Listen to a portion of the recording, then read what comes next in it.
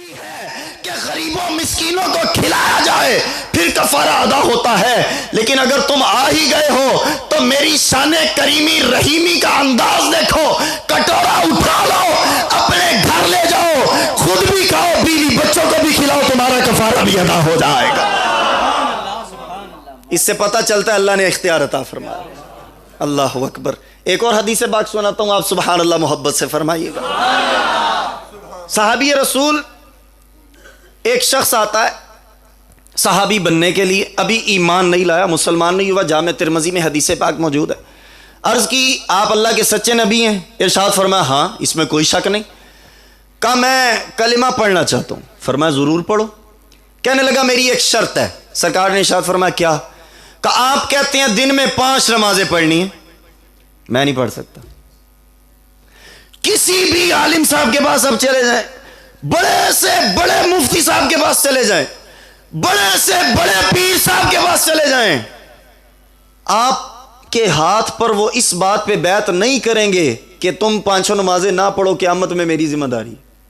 ایسا نہیں ہو سکتا، کیونکہ اس پیر صاحب نے بھی اپنے جواب دینے ہیں، اس نے اپنی بھی پوری کرنی ہے، کوئی اس چیز کی اجازت نہیں دے سکتا۔ لیکن وہ بندہ صاحب شریعت کے پاس آیا، سرکار دو عالم کے پاس آیا، کہنے لگا 5 نہیں پڑھ سکتا، مجھ سے نہیں پڑھی جائیں گی۔ سرکار نے ارشاد فرمایا حافظ علی العصرین، اور ہو تو 5 ہی پڑھے گا، 5 فرض ہیں، تجھے اجازت ہے فجر اور عصر پڑھ لے، تجھے کفایت کر جائیں گی۔ اچھا یہ بات کی بات ہے کہ وہ کتنا زندہ رہا، اس نے کتنی نمازیں پڑھی، یہ بات کی بات ہے، لیکن بتاؤ ہمارے آقا نے تو اجازت عطا فرما دی ہے نا، تو پتہ چلا چاہیں تو کسی سے نماز بھی معاف کروا سکتے۔ یہ اللہ تعالیٰ نے انہیں اختیار عطا فرمایا۔ پوری امت میں 5 فرض، خود سرکار پہ 6 فرض، وہ تہجد بھی پڑھتے، لیکن اگر چاہیں تو کسی امت سے 3 گھٹا کے 2 پہ لے آئیں۔ یہ اللہ نے انہیں اختیار عطا فرمایا۔ جہاں بانی عطا کر دیں، بھری جنت ہبا کر دیں، نبی مختار کل ہے جس سے جو چاہے عطا کرتے۔ ایک اور حدیث پاک آپ کو سناتا ہوں۔ مرد کے لیے سونا پہننا حرام ہے، مرد کے لیے سونا، نہ انگوٹھی پہن سکتا ہے، نہ سونے کے کڑے پہن سکتا ہے، نہ چین پہن سکتا ہے، نہ کچھ اور۔ مرد کے لیے سونا پہننا کیا ہے جی؟ حرام۔ ایک لمحے کے لیے پہننا بھی حرام ہے، چاہے وہ منگنی کی انگوٹھی ہو، چاہے وہ بارات کے وقت کی ہو، چاہے دل کو دلاسا دیا جائے بھی آدھے گھنٹے کے لیے پہن رہا ہوں پھر اتار ہی دوں گا، تو وہ آدھا گھنٹہ حرام میں ہی گزرا اگر پہنی تھی تو۔ ٹھیک ہے جی، تمام مردوں کے لیے یہی حکم سرکار دو جہاں صلی اللہ علیہ وسلم کا کہ سرکار نے حرام کیا۔ ایک صحابی رسول حضرت برہ بن عازب رضی اللہ تعالیٰ عنہ، ہاتھ میں انگوٹھی پہنی ہوئی ہے سونے کی۔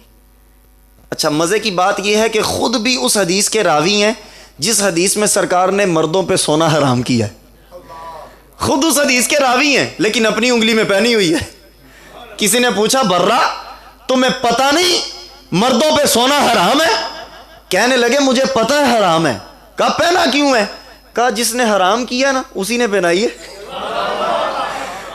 کہا تم نے چھیڑ ہی دیا، اب تمہیں واقعہ بھی سنا دیتا ہوں کیا ہوا تھا۔ اللہ اکبر۔ حضرت برہ کہتے ہیں مال غنیمت سرکار کی بارگاہ میں حاضر کیا جاتا ہے، پھر ہمارے آقا و مولا صلی اللہ علیہ وسلم کی تو شان کریمی ایسی ہے، ایک درہم بھی اپنے گھر نہیں رکھتے، سارا ہی اپنے صحابہ میں لٹا دیتے، سارا ہی تقسیم کر دیتے۔ اللہ اکبر۔ رب ہے معطی، یہ ہے قاسم، رزق اس کا ہے کھلاتے ہوئے ہے، سارا ہی تقسیم کر دیتے۔ حضرت برہ بن عازم کہتے ہیں جتنے بھی صحابہ بیٹھے تھے سرکار نے کسی کو کچھ دیا، کسی کو کچھ عطا فرمایا، کسی کے حصے میں کچھ آیا، کہتے ہیں سب تقسیم ہو گیا، میں رہ گیا اور اس مال میں سے ایک سونے کی انگوٹھی رہ گئی۔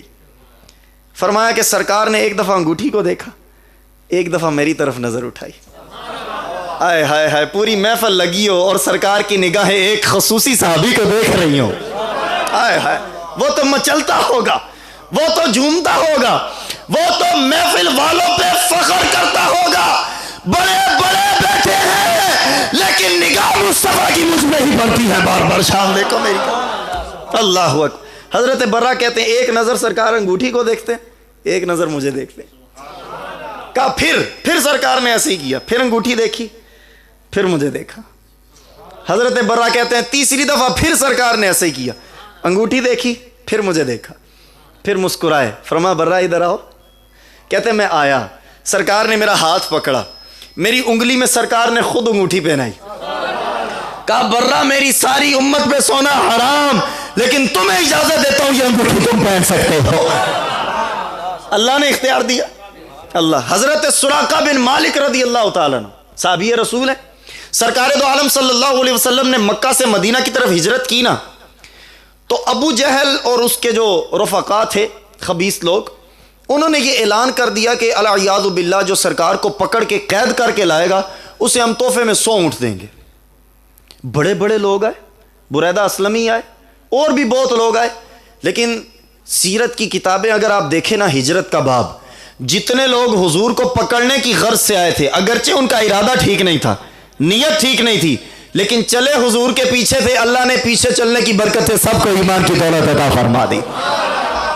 بریدہ اسلمی اکیلے نہیں، 70 بندے ساتھ لائے، وہ سارے کلمہ پڑھ کے مسلمان ہو گئے. یہ سراقہ بن مالک بھی آئے، سرکار کے سامنے جب آئے نا، سرکار کو پکڑنے کے لیے گھوڑے پہ بیٹھے تھے. حضور تو مختار ہے نا، حضور کا کلمہ تو زمین بھی پڑھ دیا، آسمان بھی پڑھتے ہیں. حضور پہ درود و سلام ذرہ ذرہ پیش کرتا ہے. سرکار نے زمین کو حکم دیا، زمین نے سراقہ کے گھوڑے کے قدموں کو پکڑ لیا. وہ ڈر گئے، یہ کیا ہو رہا ہے، ڈر گئے. انہیں سمجھ آ گئی تھی جس کے سامنے کھڑا ہونا اسی کا اختیار ہے. کہنے لگے حضور معاف کر دو نا، یہ جان چھوڑا دو زمین سے، نہیں پکڑوں گا. اچھا، زمین نے، سرکار نے حکم دیا، زمین نے چھوڑ دیا. جب چھوڑا نا تو سراقہ بن مالک کو پھر دل میں آیا بھئی اب تو آزاد ہو گیا ہوں. پھر غلط ارادے سے قید کرنے کی نیت سے آگے بڑھے، سرکار نے پھر حکم دیا، زمین نے پھر پکڑ لیا. اچھا، یہ انگلی کبھی آسمان پہ اٹھتی ہے چاند جھوم جاتا ہے، کبھی آسمان پہ اٹھتی ہے سورج جھوم جاتا ہے. آج زمین پہ پڑ رہی، زمین بھی نس چل رہی ہے، خدا کی قسم. اللہ اکبر. زمین نے پھر پکڑ لیا. وہ تو چاہتی تھی حضور آرڈر تو کریں، حکم تو ارشاد فرمائے.